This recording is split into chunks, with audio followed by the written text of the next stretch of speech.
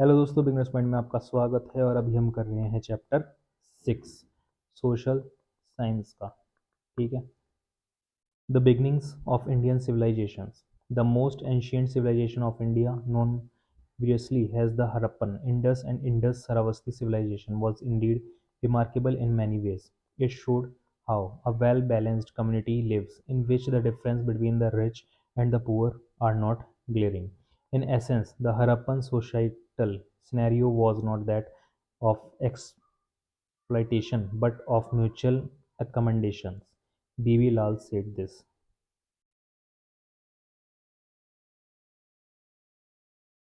The north gate entrance of Dholavira castle area. ये कौन सा है? नॉर्थ गेट एंटर होने का। What is civilization? At the end of chapter 4, we saw the first human groups settling down, practicing agriculture, developing some technologies such as construction, metallurgy, transport, and moving towards civilization.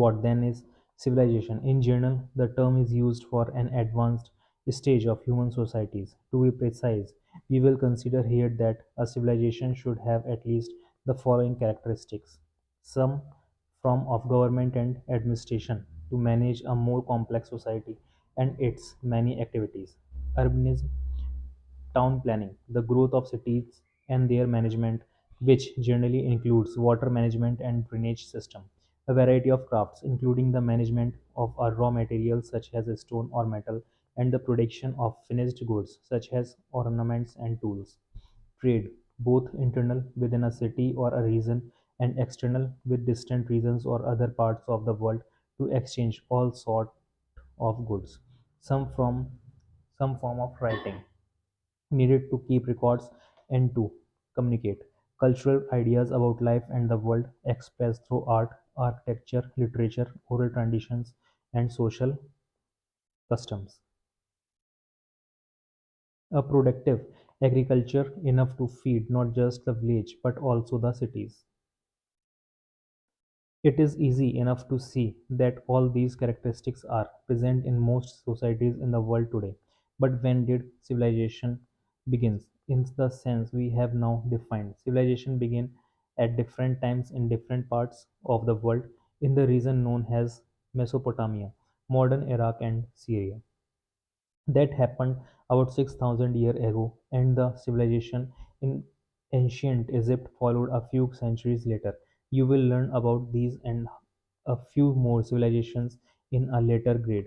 In a many ways, humanity would not have reached its present stage without the enormous contributions and advance of those ancient civilizations. For now, however, we will only look at the Indian subcontinent, and its northwest region is where our story begins. Beginning of Mesopotamia civilization 4000 BCE. Beginning of Egyptian civilization 3000 BCE. 2000 BCE in the Saravasti civilization. From village to city, the vast plains of the Punjab today, divided between India and Pakistan, and the Sindh now in Pakistan, are watered by Indus River and its tributaries. This made those plains fertile and therefore favorable to agriculture. A little further east, a few millenniums ago, another river, the Sravasti, used to flow from the foothills of the Himalayas through Haryana, Punjab, parts of Rajasthan, and Gujarat. In this whole region, from about 3500 BC, villages grew into towns, and with increasing trade and other exchanges, those towns further grew into cities. This transition happened around 2600 BCE. Archaeologists gave this civilization several names: Indus, Harappan, Indus Ravasti, or Sindhu Ravasti civilization. We will use all these terms. Inhabitants are called Harappans. It is one of the oldest civilizations in the world.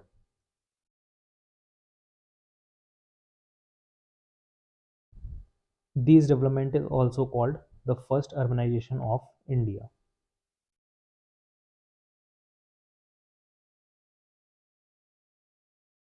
Map of some of the main settlements of the Indus-Ravasti civilization. Notice the natural boundaries formed by mountain range in brown color. ये वाला Himalayas, Hindu Kush, Harappan city, Dholavira, Harappa, Kalibangan, Mohenjodaro, Rakhigarhi, modern stage, Punjab region. Dholavira कहाँ पर है? पंजाब में। Harappa Gujarat, Kalibangan Sindh, Mohenjodaro Haryana, Rakhigarhi Rajasthan. The Shravasti River, the map 6.3 page on 89 shows the Indus or Sindhu and its five main tributaries. Important cities grew along those rivers, such as Mohenjo-daro and Harappa. But there are also many sites along the Shravasti River, which today goes by the name of Ghagar in India and Hakra in Pakistan. Hence the name Ghagar Hakra River. This river is now seasonal because its flow only during the rainy season. The Shravasti River is first mentioned in the Rig Veda, an ancient collection of prayers which we will read about in chapter 7. In this text, Shravasti is worshipped both as a goddess and as a river flowing from the mountain to the sea. Later texts describe the river as drying up and eventually disappearing. Town planning. Harappa and Mohenjo-daro, now in Pakistan, were the first two cities of this civilization to be discovered. Their identification goes back to 1924, a century ago. Several sites followed in the Indus Plain, which is why the civilization was initially called Indus Valley Civilization. Later on, other major cities such as Dholavira in Gujarat, Rakhigadi in Haryana, Ginveriwala in the Cholistan desert of Pakistan, and hundreds of smaller sites such as Lothal in Gujarat were discovered, some of them excavated. Such discoveries continue even today. It is interesting to note that the Shravasti basin includes not only two major cities, Rakhigadi and Ganveribala, but also several smaller ones, Farmana in Haryana, Kalibangan in Rajasthan, and a few towns, Birrana and Banavali, both in Haryana. Indeed, the map makes clear the high density of sites in that region. The larger Harappan cities were built according to precise plans.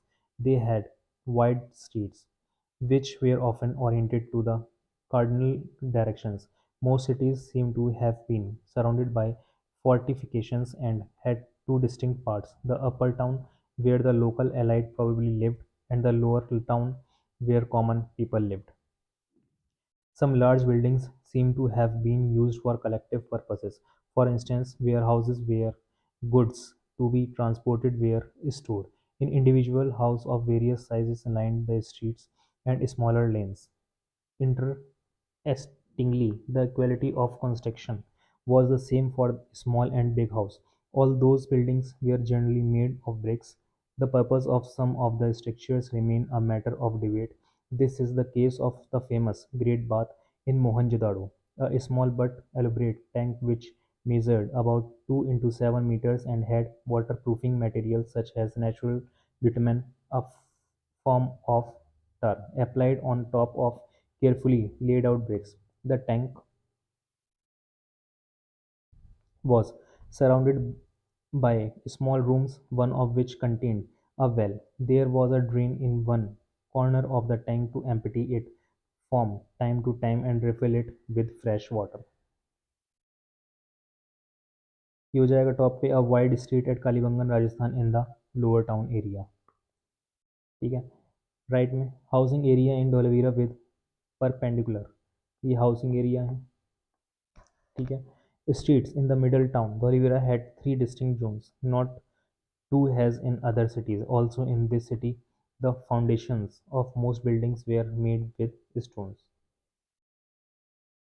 What was the purpose of such structure? Archaeologists have proposed several possible interpretations: a public bath for people, a bath for the royal family only, or a tank used for religious rituals. The first interpretation is now ruled out because it turns out that in this city, most houses had individual bathrooms.